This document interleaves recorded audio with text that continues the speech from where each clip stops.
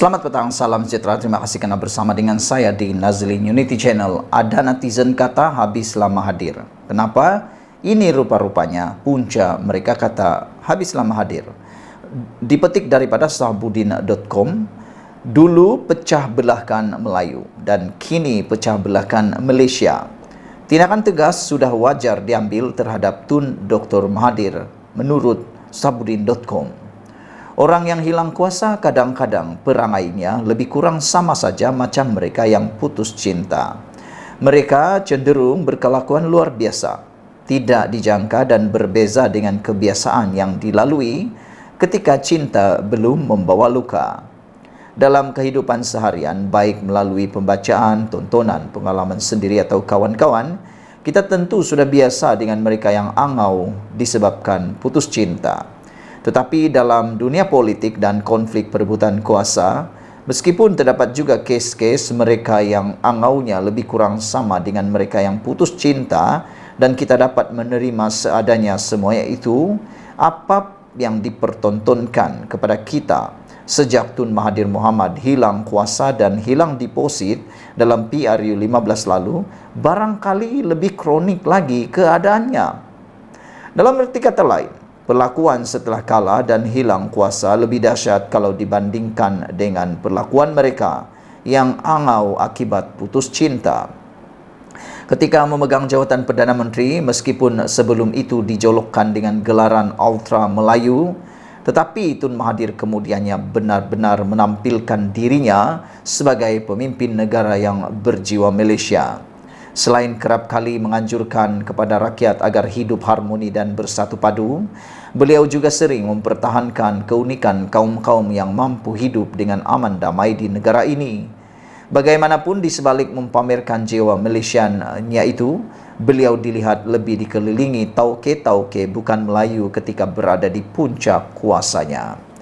Tauke-tauke tersebut tanpa ingin menyebut nama mereka satu persatu, diberi banyak sekali peluang melalui perolehan kontrak kerajaan, lesen-lesen, pemilikan tanah dan sebagainya.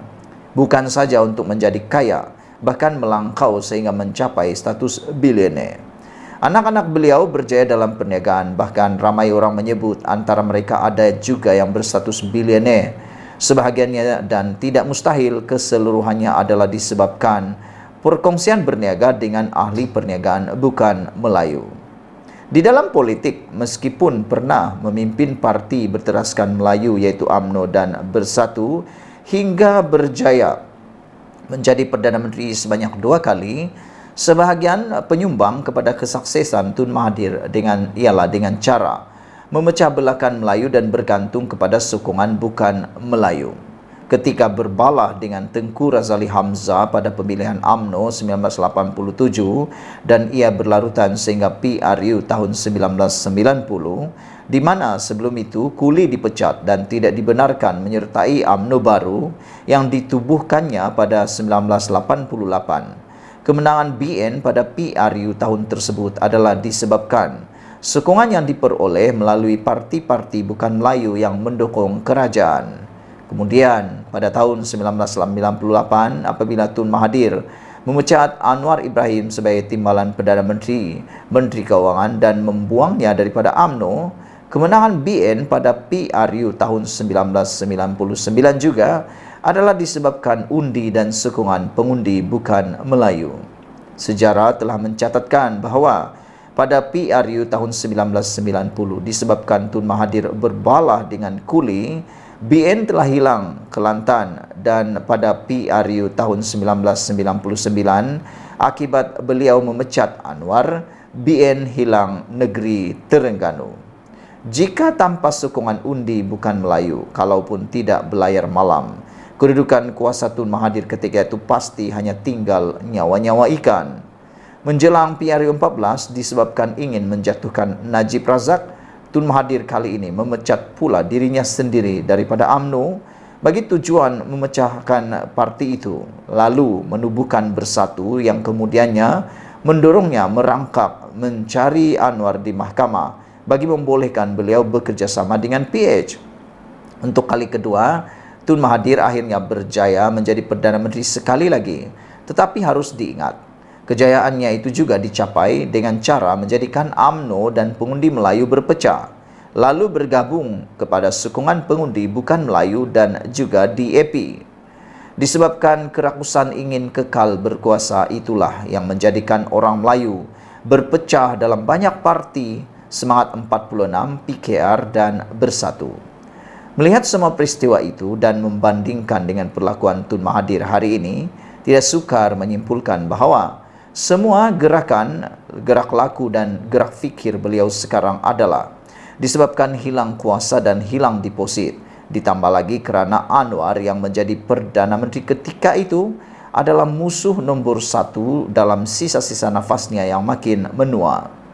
Tun Mahathir kini tiada pilihan lain selain memainkan sentimen Melayu dan tanah Melayu ini milik orang Melayu serta menanamkan kebencian agar orang Melayu membenci bukan Melayu sebagai pendatang semata-mata kerana terdesak ingin kekal relevan bersama harapan agar usahanya menjatuhkan Anwar berakhir dengan kejayaan.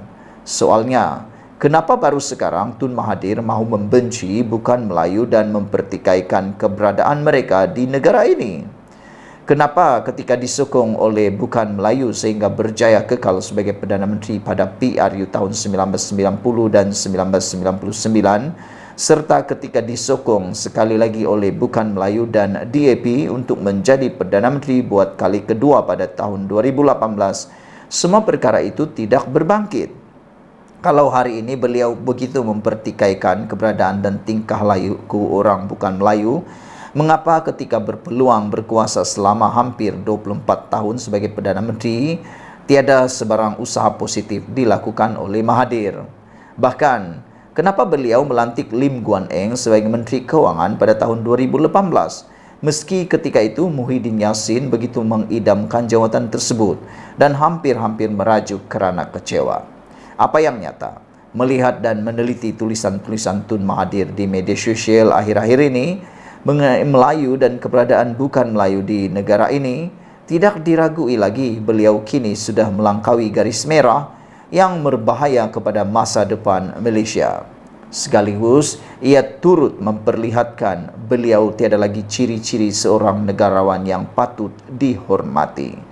Jika dulu strateginya ialah memecah belahkan Melayu kerana ingin kekal berkuasa dan beroleh kuasa, beliau kini nampaknya sedang di laluan untuk menghancurkan negara ini dengan tulisan-tulisan yang mengajak kepada perpecahan, kebencian serta permusuhan antara kaum. Jika ini dibiarkan berterusan, Malaysia yang aman, harmoni dengan kemajukan dan kepelbagaian ini pasti akan hancur akhirnya. Dalam hal ini, terlanjur kerajaan mahu mengemas kini Akta Hasutan dengan menjadikannya hanya berperanan melindungi raja-raja Melayu. Elok rasanya ia dimasukkan sekali bagi tujuan melindungi perpaduan dan keharmonian berpanjangan di Malaysia ini. Hakikatnya, walaupun negara ini berbilang kaum, semua mereka dengan harmoni dan senang hati menerima kedudukan yang di Pertuan Agong selaku ketua negara. Apa-apa unsur yang bertujuan menggugat semua yang harmoni di bawah payung baginda itu adalah juga bermaksud menggugat keselamatan dan masa depan negara. Anwar selaku ketua negara ada tanggungjawab besar untuk menghentikan semua elemen yang boleh menjurus kepada kemusnahan itu, dan beliau wajar bertindak segera sebelum keadaan jadi parah serta tidak terkawal lagi. Ditulis oleh Sabudin Hussein 28 Julai 2023. Sebelum kita berpisah, sila tinggalkan komen anda tentang isu kali ini. Dulu pecah belahkan Melayu dan kini pecah belahkan Malaysia. Tindakan tegas sudah wajar diambil terhadap Tun Mahathir. Kita jumpa lagi. Bye-bye.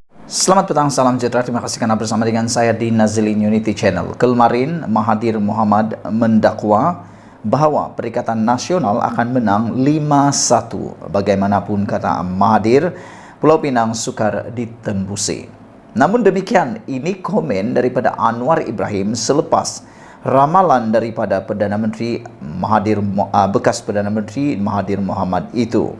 Dan jangan kita lupa, Mahathir Mohamad sebelum ini pun telah kalah teruk di Parlimen Langkawi, dan beliau juga pernah meramal beliau akan menang besar di Parlimen Langkawi. Tetapi yang berlaku sebaliknya, beliau kalah teruk, bahkan semua calon dalam parti GTA, gabungan GTA pada waktu itu kalah teruk dengan semuanya tidak dapat wang deposit semula. Jadi ini jawaban daripada Datuk Seri Anwar Ibrahim apabila Mahathir Mohamad meramalkan 5 berbalas 1 Perikatan Nasional akan menang besar, kata Mahathir. Anwar menganggap ramalan 5-1 Mahathir sekadar angan-angan.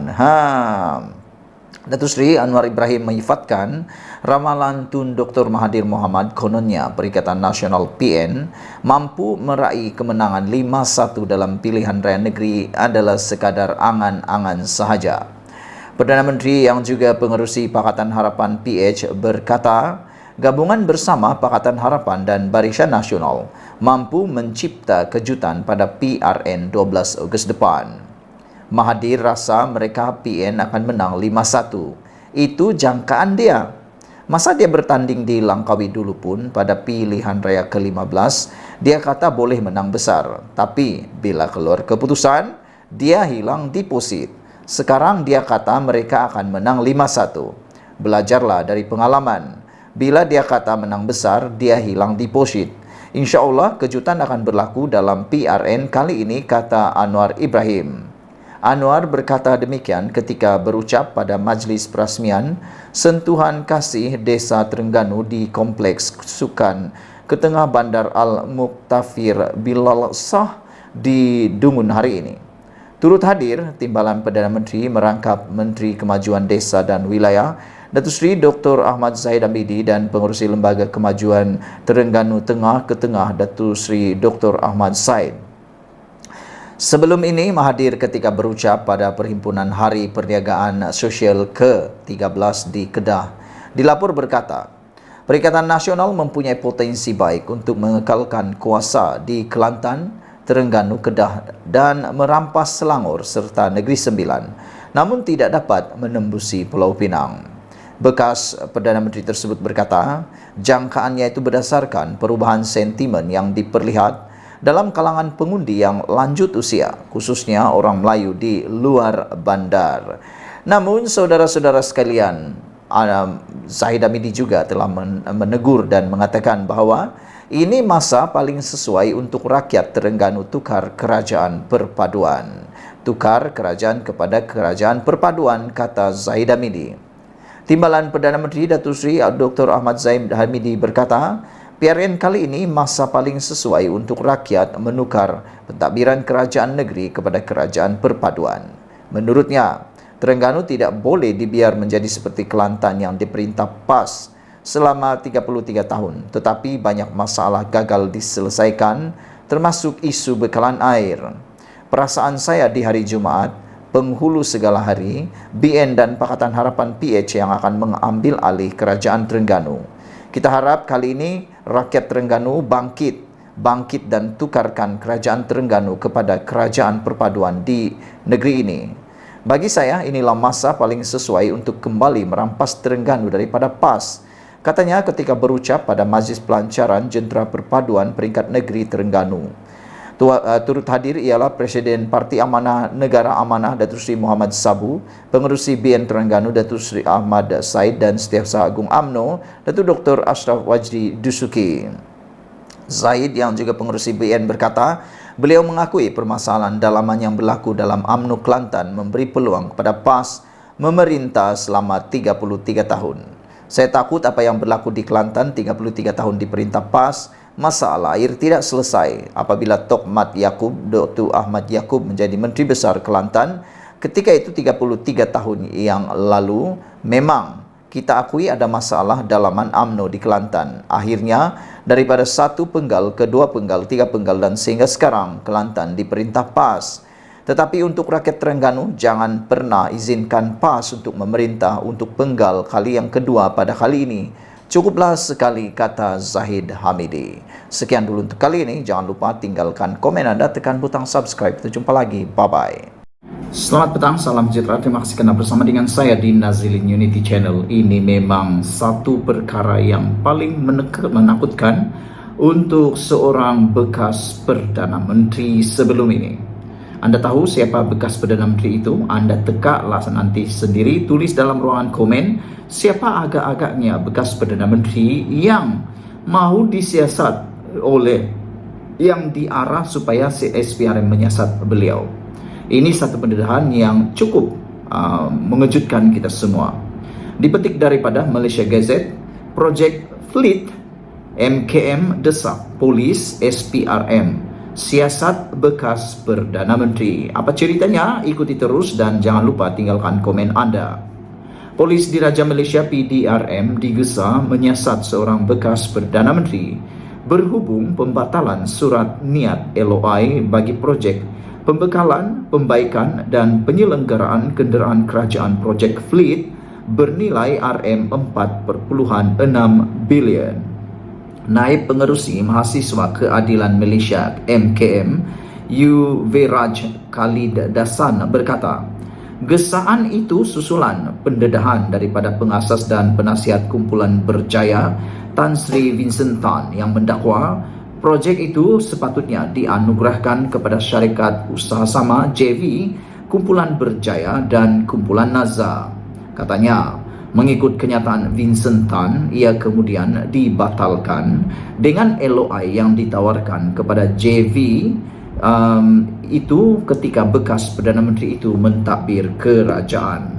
Dalam kenyataan Vincent Tan tersebut yang bertarikh 17 Julai lalu, terdapat pendedahan bahawa konsortium yang dibentuk antara Berjaya dan Nazar telah membuat tawaran bagi pihak ataupun bagi Projek Fleet.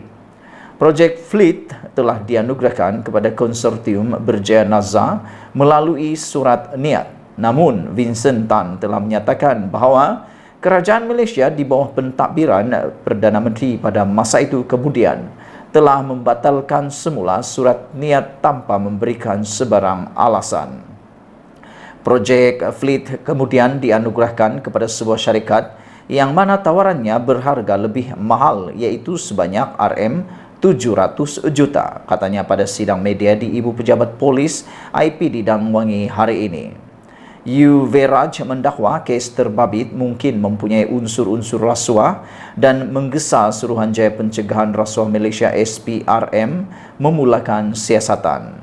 Dalam kenyataan Vincent itu didedahkan bahawa konsortium Berjaya Nazar menang tender kerana tawaran mereka adalah yang termurah di antara semua pihak yang telah menyertai tender. Khususnya tawaran konsortium Berjaya Nazar adalah RM700 juta lebih murah daripada yang dikemukakan syarikat terbabit.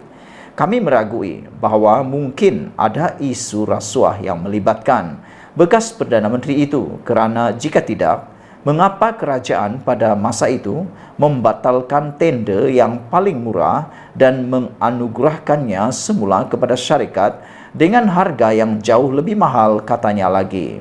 Menurut beliau, MKM sudah membuat 14 laporan polis di seluruh negara berhubung isu berkenaan.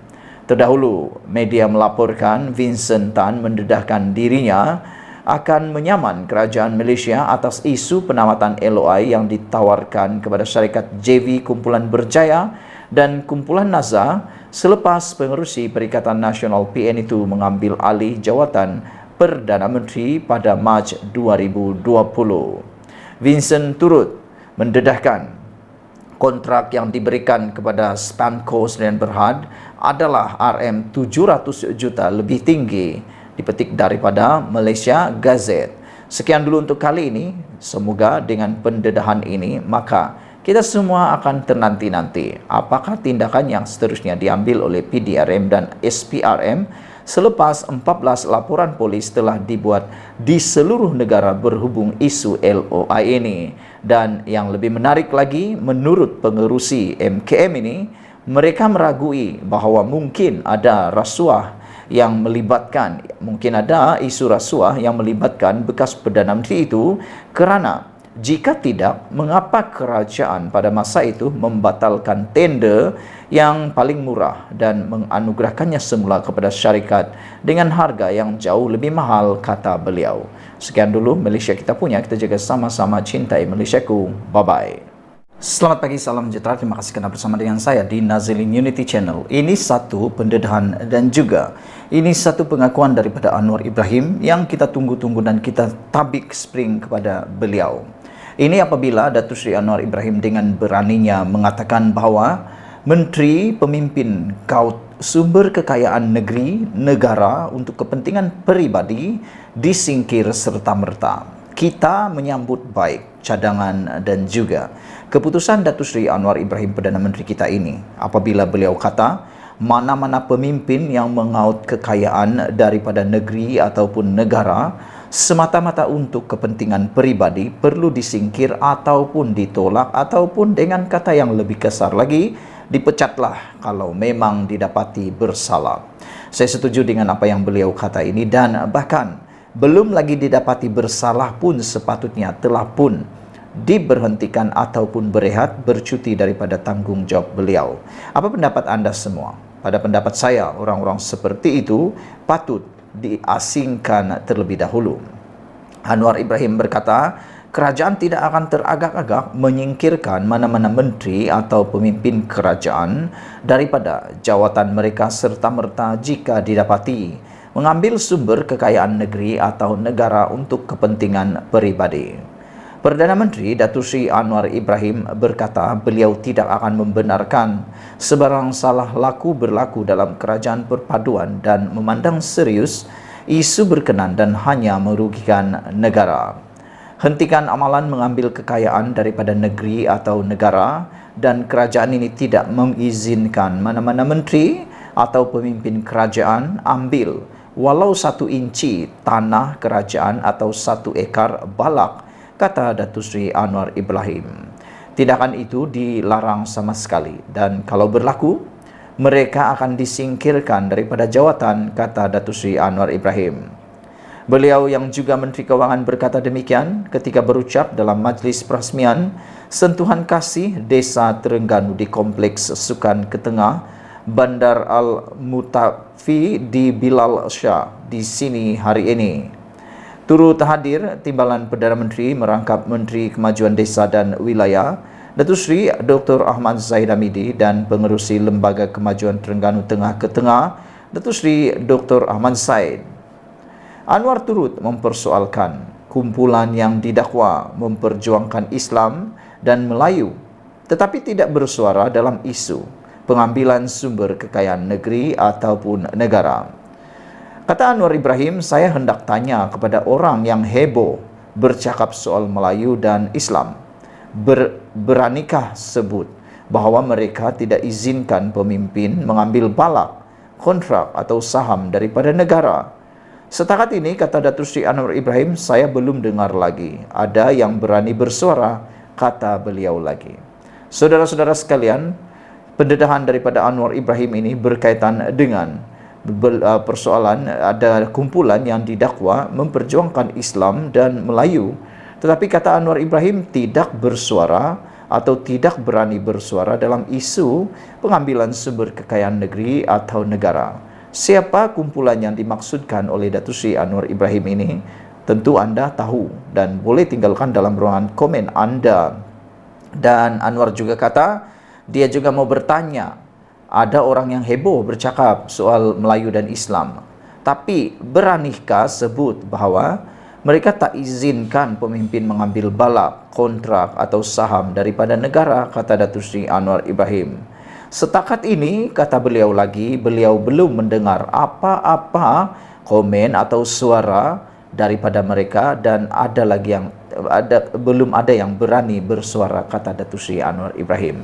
Apa pendapat kamu semua dengan pendedahan daripada Anwar Ibrahim ini? Cukup beraninya Anwar Ibrahim dengan mendakwa kumpulan tersebut yang mana hanya memperjuangkan perkara tertentu tetapi masih tidak berani untuk bersuara berkaitan dengan kes mengambil kekayaan negeri atau negara. Saudara-saudara sekalian, jangan lupa tinggalkan komen anda. Kata Anwar Ibrahim di dalam satu lagi pendedahan yang baru-baru ini ialah apabila beliau juga pernah, Anwar Ibrahim pada 6 Mei 2023, Anwar juga pernah mendedahkan yang bahawa yang kamu ambil berpuluh bilion selama ini, kata Anwar Ibrahim.